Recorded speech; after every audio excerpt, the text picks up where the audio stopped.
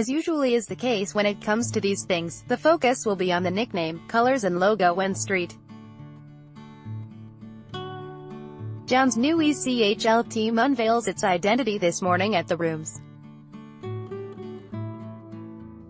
The most significant revelation will actually be how the hockey team labels itself geographically. We say revelation, although indications for some time have been that the ownership group has settled on Newfoundland Growlers for a name. A domain name based on that was purchased early last month. The ECHL applied for an American trademark based on Newfoundland Growlers a few weeks later, and the team itself has just finished up an Instagram campaign that involved 8 pictorial hints accompanied by captions whose first letters in the first words were, in order, GROWLERNS. How the team plays up the front part of its moniker remains to be seen, but it says here that it was the most significant choice in this whole process.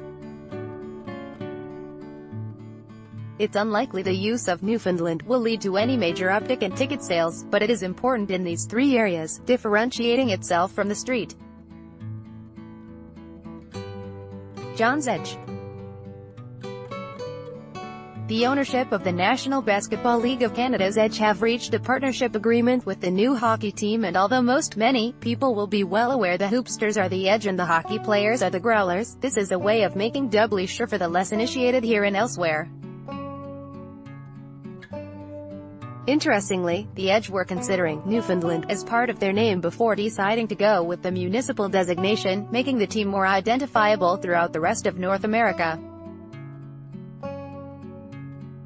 Granted, there are more than a few ECHL cities who are once American Hockey League counterparts of the AHL street.